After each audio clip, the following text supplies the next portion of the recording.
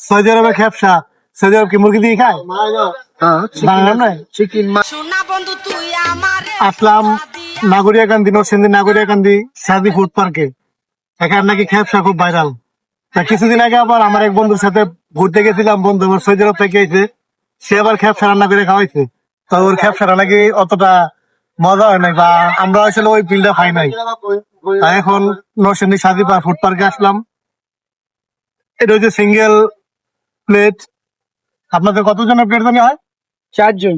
4 জনের প্লেট হয়। জি 1:4। আমরা 2 জন আসছি, তো তাই সিঙ্গেল প্লেট নিলাম। 350 টাকা করে, চিকেন দিয়া 500 টাকা। তা টেস্ট করবো, একটু একটু টেস্ট করার পরে ভিডিও ডিলিট করে দিয়ে একটু টেস্ট করি। হ্যাঁ,